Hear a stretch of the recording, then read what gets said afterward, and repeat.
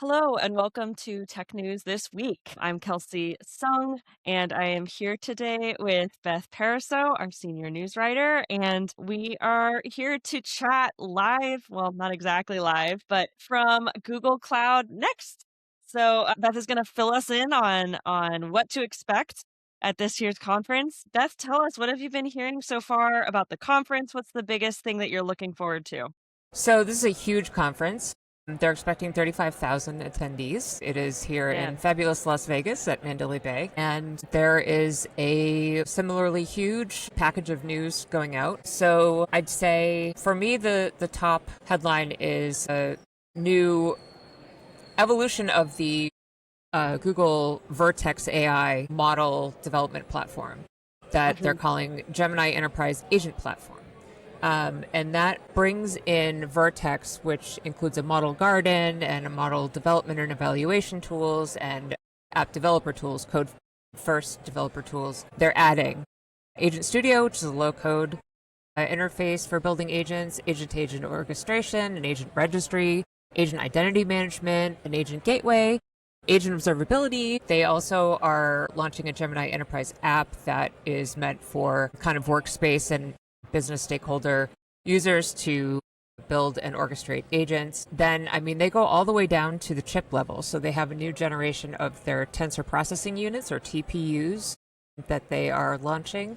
An agentic data cloud. The interesting thing there is a cross-cloud data lakehouse. Also, a bunch of AI security and governance updates, including some integrations with Wiz, a cloud and AI security platform for agents. And so within all that, there's plenty more details, but those are the high points. Yeah, that's a lot, and I'm Just a hearing a little, lot of yeah. agents there too. It is 2026, so we are legally obligated to be talking about AI agents. Yeah, man, it's like part of the, conference sign-on sheet, I'm sure, at this point. Kind of. What makes this story so important right now? Like, there are new kind of AI tools coming out all the time. What is special about Hmm. this announcement?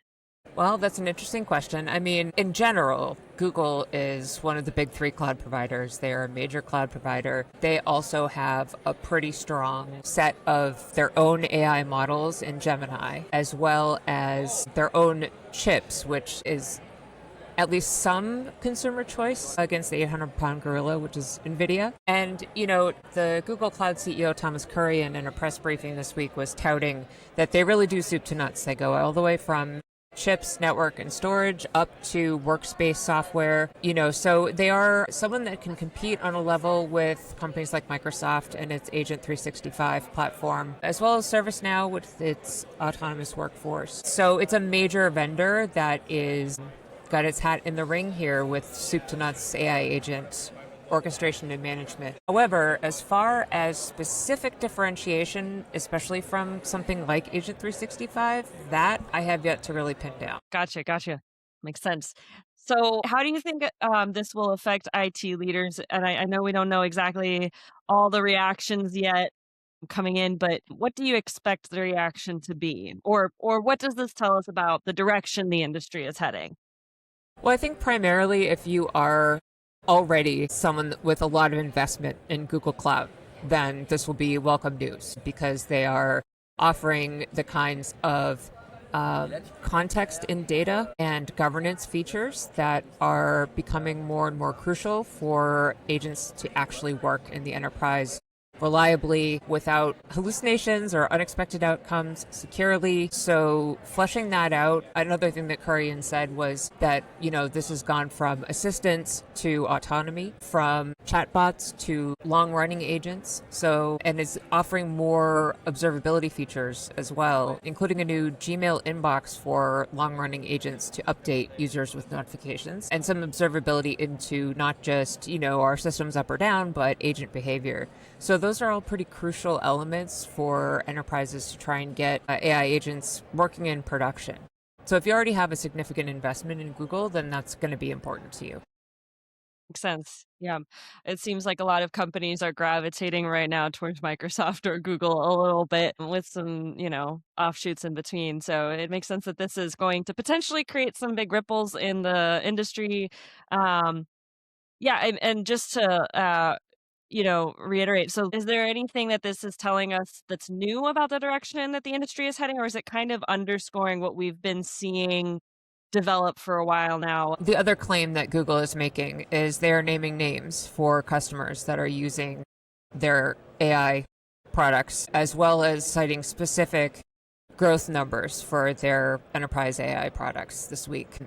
Companies like Merck and GE, Citi Wealth, to name a few, a lot of big companies, L'Oreal, that are talking this week about, using Google's enterprise AI products. I don't know whether any of them will be talking about the new platform or not, but obviously agents have been kind of developing in the enterprise since last year. It will be very interesting to see how far those companies have gotten with agents in production, scaling, how autonomous they're allowing agents to be yet. It might be a good chance this week to kind of take the pulse of enterprise AI in production.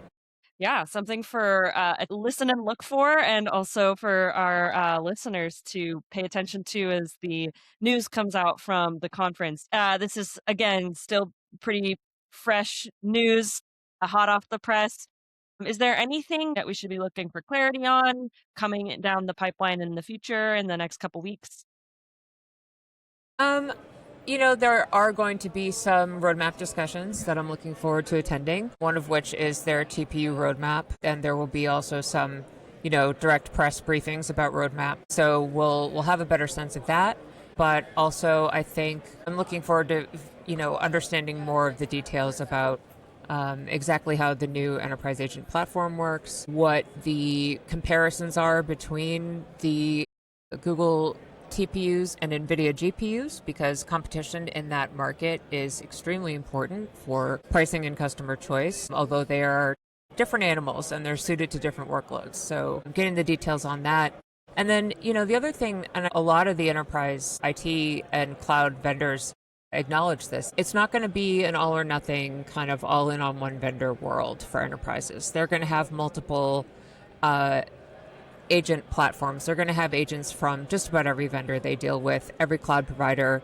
Hardly anyone doing AI at scale already among early adopters has just one cloud or even everything in the cloud. So it's a hybrid multi-cloud world, and there are also ways that Google is catering to that. Google and AWS came out with Interconnect. It's actually an open source format for making it easier to set up network communications between their clouds. This is the kind of thing that 10 years ago would have been unimaginable for these vendors to do. Also, the cross-cloud data lakehouse is really interesting, because then you're talking about spreading the context that agents draw from across cloud infrastructures. So I think that's also an important thing that we're seeing vendors do and acknowledge and be open about, is, that they are not the only game in town, and that to a certain extent they need to work together. Yeah, taking competitors and making them into collaborators can be a bit of a tricky concept, but seems like they're moving in that direction a little bit, and it's very needed right now. How are you seeing them set themselves apart while continuing to maintain some level of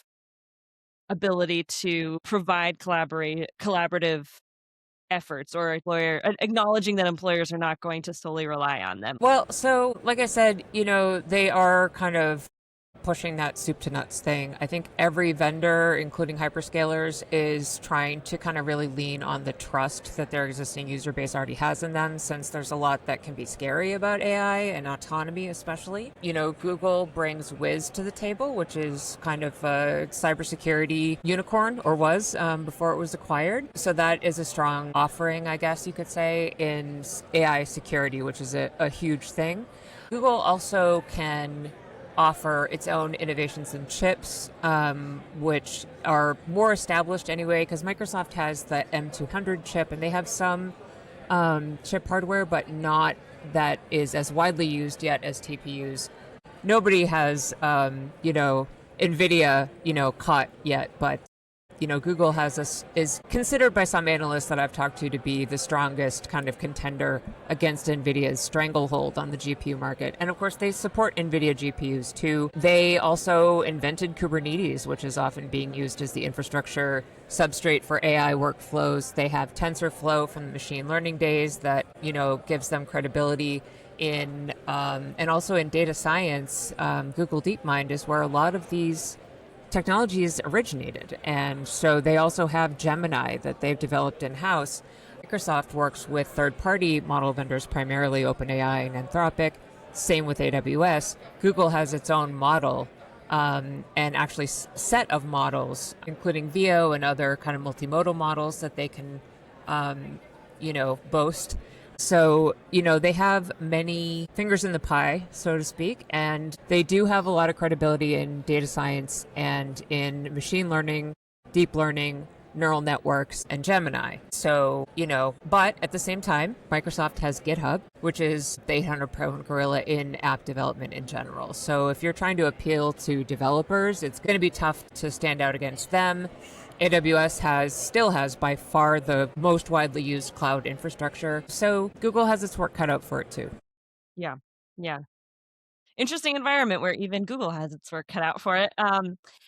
Yeah, anything else that you think listeners should know, or should be listening for coming out from this conference before we sign off? Yeah, I will be listening for further details, obviously, in terms of the specific tools and updates that they're making, everything from their chips to the agent platform and agent orchestration. The other interesting thing, actually, is that they are making every Google Cloud service reachable by Model Context Protocol, or MCP, for agents. So they're kind of bringing together what had been disparate parts of this soup to nuts portfolio and linking it all together, which is an important step for them, even if they're not the only ones doing that. Awesome. Well, Beth, we're gonna let you get back to it there in Las Vegas, Sounds good. and thanks so much for hopping on today.